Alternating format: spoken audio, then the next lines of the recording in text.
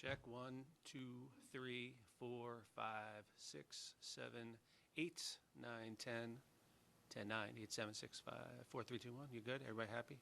Happy camera people? Yay. Thank you, appreciate it. Three tips at the door.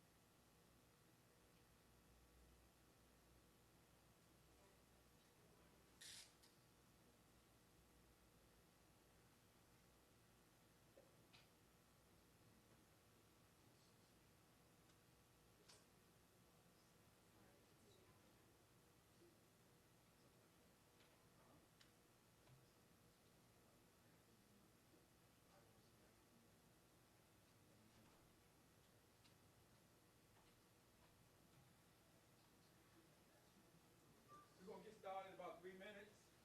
You want to be brief to me? Yes, I come to you.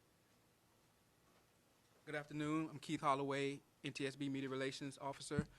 Today you'll be brief on the cargo crash that occurred yesterday by NTSB board member Todd Inman. Inman is spelled I-N, N as in Nancy, M as in Mary, A, N as in Nancy. Todd Inman will brief you on the status of the ongoing investigation. Thank you.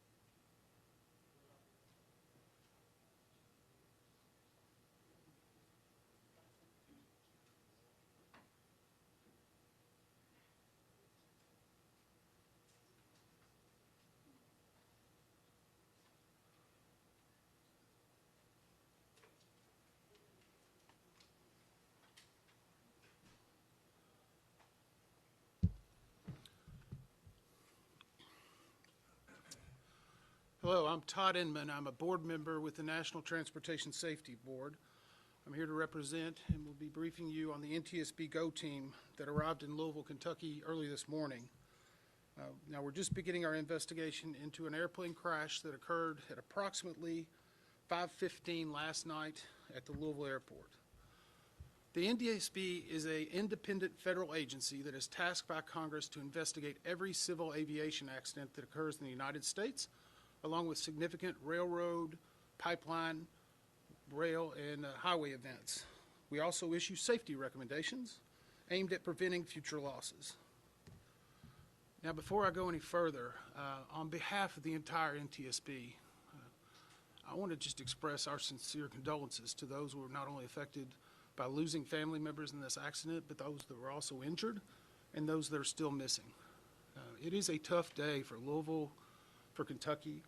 It's a tough day as being a Kentuckian myself, and I know what a great community this is, how impactful those people that suffered and have died are, and we've seen it all day. We know it is tearing at the community, and we're deeply sorry, and we are here to try to find out not only what happened, but why it happened, and more importantly, how do we prevent it from happening again?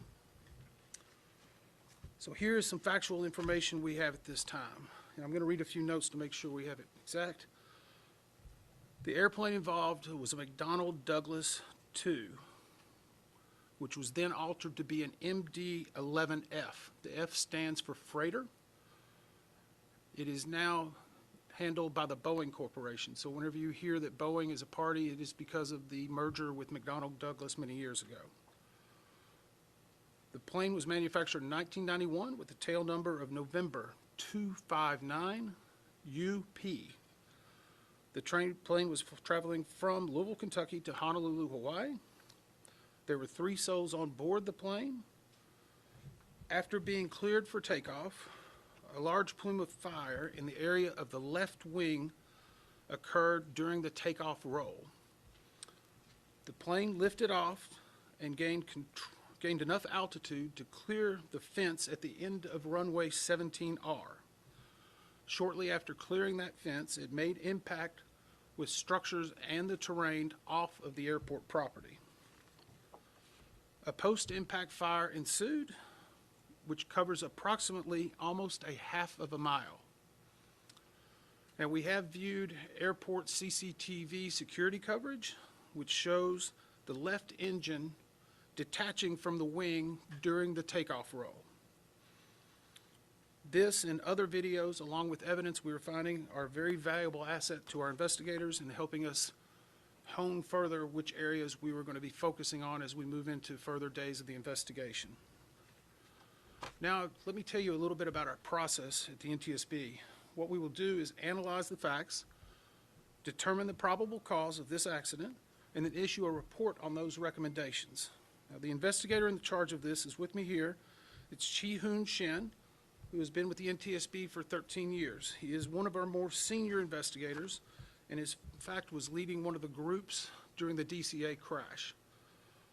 He has a number of other individuals with them. We have approximately 28 from our headquarters and other locations that are either on the ground or will be here before the end of the day. They're also being supported by dozens of individuals at our headquarters in Washington, D.C. and other field offices. As part of this investigation, we will be forming specific groups. And when we form a group, it will be a focus area led by an NTSB individual along with subject matter experts that are in that field that can provide expertise to help analyze the evidence. Our current groups that are being formed are operations. They will review the history of the accident flight and the crew members' duties for as many days before the crash that appear relevant. Our structures group will document the airframe wreckage, the accident scene, including the calculation of the impact angles to help determine the plane's pre-impact course and altitude. We also have a power plants group. They will work on the examination of the engines and engine accessories. We have a systems group. They will study the components of the plane's hydraulic, electrical, pneumatic, and associated systems, together with the instruments and elements of the flight control system. Now, outside of that group, we have also brought in, and another group that we'll have will be maintenance, which will obviously be looking at maintenance records, any work that's been done on this plane for as long as back as needed. We are also bringing in specialists in air traffic control, human performance, aircraft performance, recorders, government relations, media relations. And in addition to our investigators, we have brought 5 of our transportation disaster assistance team. They will be dealing with the survivors, the families, and others under what we call a federally legislated accident from the 1996 Family Assistance Act. Now, tonight we will be holding an organizational meeting and establishing parties to our investigation. Because we're very new into it, we will not be announcing the parties at this moment, but they will obviously be manufacturers of the aircraft, operators of the aircraft, unions representing some of the members. We'll have more details for on that probably tomorrow during a briefing. Now, the NTSB offers this party status to those companies, government agencies, and associations that have employees or activities or equipment involved in the accident. And we offer this because they have subject matter expertise and technical expertise and relevant information to help support the development of the best possible report. Now, once a party joins an NTSB investigation, they are not permitted to release documents or talk publicly about the investigation without the consent of the NTSB. Now, you can rest assured right now all of the parties or potential parties are complying with that requirement, and they're cooperating fully with the NTSB investigators. Again, it will be only the NTSB that will release information regarding this accident going forward. Tomorrow will be our first full day on scene. Our investigative teams, we anticipate, will be here at least a week, if not longer. Our mission, again, is to understand not only what happened, but why it happened, and recommend changes to prevent it from happening again. We will not be determining the probable cause while we are here on scene, nor will we speculate about what may have caused this. Now, since we're just beginning with the investigation, we don't have more factual information to give you at this time, but we believe over the next couple of days we'll be able to unveil a little bit further for you. I do want to also mention this just happened in the last basically 30 minutes. We have identified the cockpit voice recorder and the flight data recorder. This is what is commonly referred to as a black box. We have investigators now that have located it. As you can imagine, it's suffered some heat, not intrusion, but heat around it. These recorders are built for that. And just before we get the question, these recorders were updated from its original manufacturer. They are L3 Harris, installed at 2 different dates. We're going back and verifying that. But we feel comfortable once we get these to our lab in DC that we will be able to get a good readout of the applicable data, and that will be yet another point of information that will really help us understand what happened during this point of flight. So I would ask, though, if you have the opportunity to let the public know, we know there's a lot of debris out there. And it's in some yards, it's in some business locations. If you can have any debris or you see something that you think is from an aircraft, please contact us at the email address witness@ntsb.gov. Again, that email address is witness@ntsb.gov. Sometimes we get some very good information from items that are found, and with a debris field a half-mile long, we're still making the determination of exactly where and what parts of the airplane and where they're at. Now, be happy to take a few questions. Again, we are limited in the information. When you do, please tell me who you're with and what your name is. Tom, you made the trip. Thank you, sir. Member Inman, can you talk about a photo that we've seen and video as well of what appears to be an engine sitting on the side of a road or on the road? Is that, in fact, do you believe that's the #1 left side engine? And separately, you talked about the black boxes that you've identified them, and they should be able to withstand heat, but can you describe what they look like and what, if any, marks, sear marks, black marks there are on those black boxes? Okay, the first question was basically the engine that's been seen in some photographs. We do believe that that is the engine from the left side of the plane. It is actually on the airfield, so it's not off the airport property. That correlates with the video that we've seen of it detaching from the airplane while it is in flight. We also know that a fire was occurring during that time, and so we're analyzing that. In fact, we have teams right now that are preparing to do the runway in what we call a FOD walk. That is foreign object debris. Obviously, the runways have been shut down, but we need to not only take drone coverage and video coverage of where every piece of this evidence is, but then we need to recover it and tag it, and those will give us even more pieces of information. So right now, it's still on the field. We're making arrangements for that evidence to be recovered and stored in a secure location. And once we are able to analyze it, we may need to ship it off for specialists for things like that. But we do feel comfortable that we're going to get a lot of good information from it. What was your second part? Jeff, can you describe the physical condition, what you saw, and how those black boxes actually look? The physical condition of the black boxes. I've only seen one picture. You could easily tell that it was a black box, about two types of cylinders on top. Our specialists said they were able to easily identify that. We don't know until it gets to Washington, D.C. I will tell you that they're manufactured to a very specific standard. Luckily, they were not in a post-impact fire for multiple days or on the bottom of the ocean. So while the fire may have been intense, it is built to withstand that. And once we get them to D.C. and we can open them up and take the steps, and sometimes we have to take multiple steps.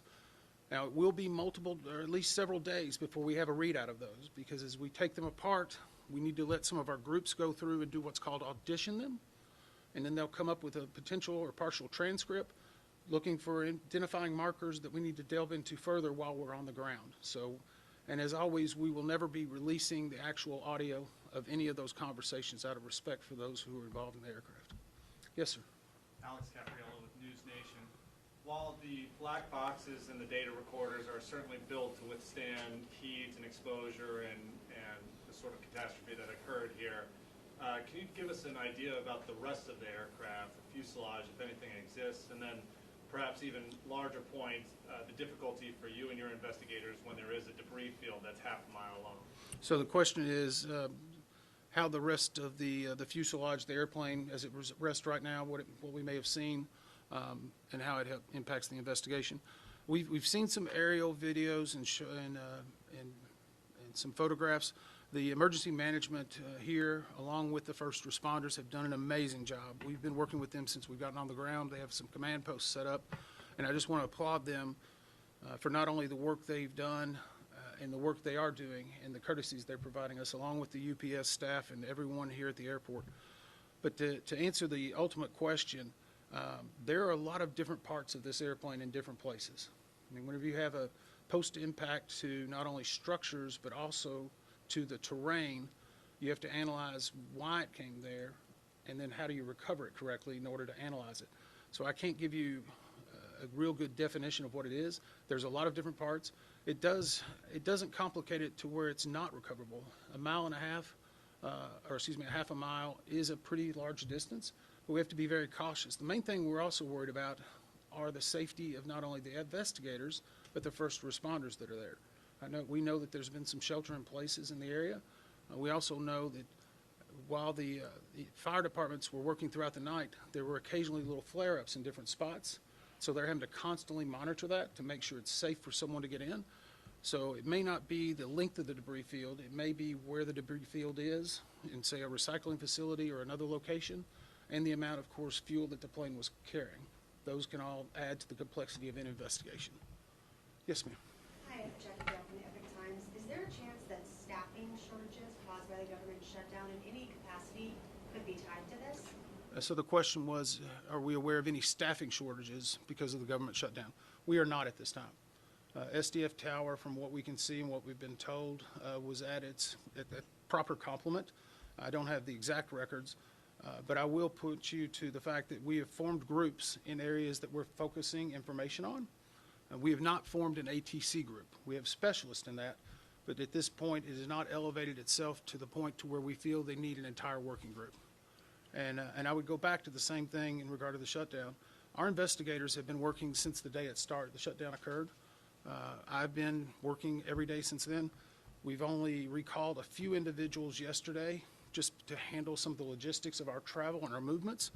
But we have everyone we need and then some in order to make sure we're performing this investigation. Yes, sir. Dave Mattingly, Wave News in Louisville. I'm looking for some context. How rare is it that you see a plane with this much fuel on it going down and creating the fire that we saw here?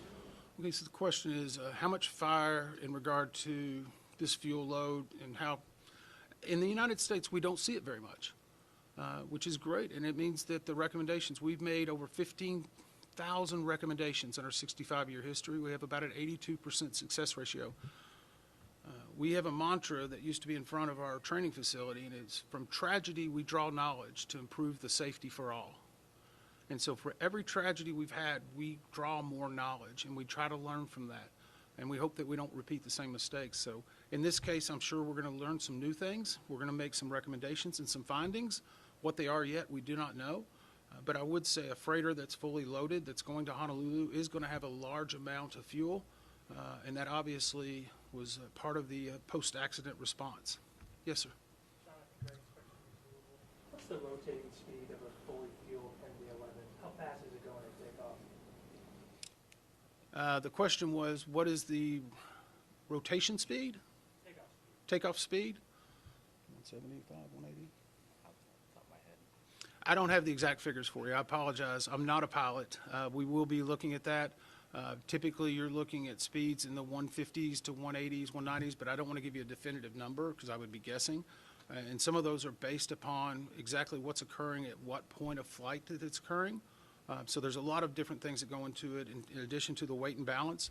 All of these have been mapped out over decades to specifically know how much thrust and speed is needed to obtain lift and to achieve it, and if necessary, to do an emergency diversion. So we've had a lot of experience with that. I don't know at this point if it will be a factor, but it's certainly something we'll look at. Yes, sir. Dylan Lovin, Associated Press. Was this flight delayed, and was maintenance being done on this flight before it took off? So the question was this flight delayed or was maintenance being done before that? We, as part of the maintenance group, they will be going back and looking at every aspect of maintenance that was done on this plane and how many cycles since it's occurred. To date, UPS has indicated to us that it was not delayed and that there was not maintenance work done immediately before. Now, again, that is information that we will still collaborate and independently verify, but at least by first glance, we do not see that happening. I know it's been reported some places, but we have not found something to lead us into looking at an immediate pre-takeoff. Two more questions. Yes, ma'am. Are you aware of any airworthiness directives that were out regarding MD-11 or the engine manufacturers? The question is in regard to airworthiness directives regarding the engine or the actual aircraft. I am not aware of any. We go through a very regimented process of things that we view and try to review: maintenance records, airworthiness directives, advisory circulars, service bulletins. To say that there's none would be probably very unlikely, because an aircraft that's been flying for that many years could have had multiple different generations. It will be something that we'll look at. We'll be confirming whether the work was done or how it was done and who did it. But at this point, we have not seen anything that's said we need to hone in on a specific area. One more question? Yes, sir. Tom Regulus, WHAS here in Louisville. How much of your investigation focuses on the runway itself here at SDF, and will the runway remain shut down as you continue to investigate? So the question is in regard to how much of our investigation will focus on the runway and how long it will be shut down. The runway itself, from what we have seen, was obviously being used continually.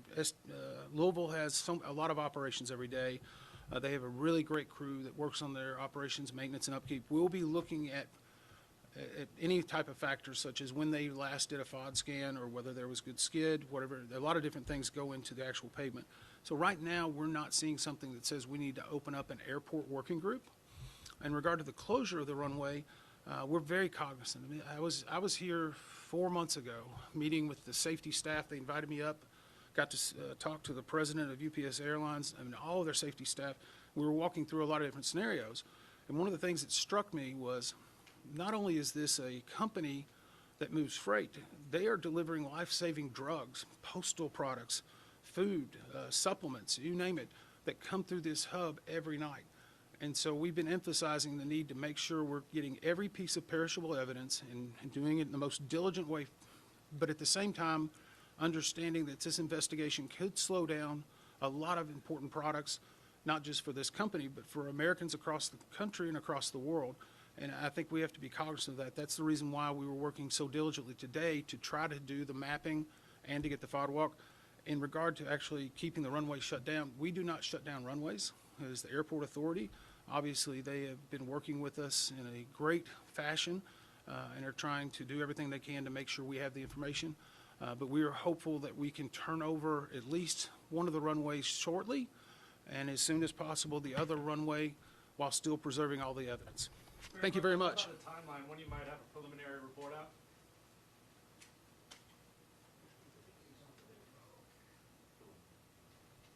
It'll be about 30 days for the preliminary report. Thank you.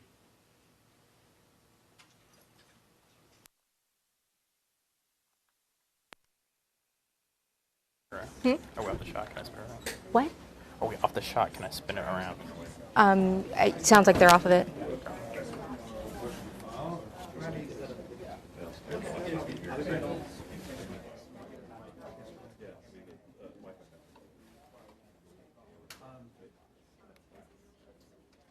Okay.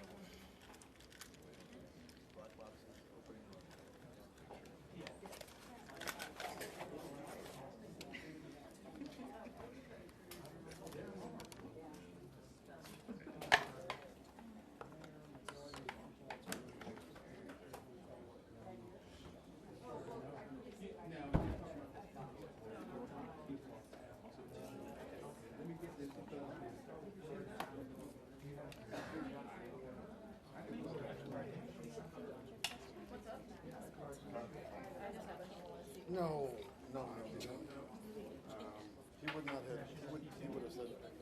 I mean, it is a P2 card, but like, the SD cards. Oh, yeah. That's what I was trying to, it's easier to show than like.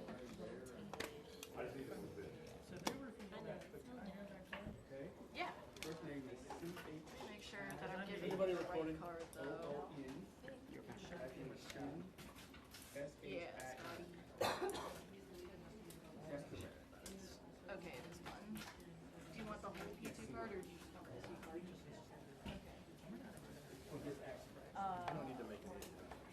Investigator in charge.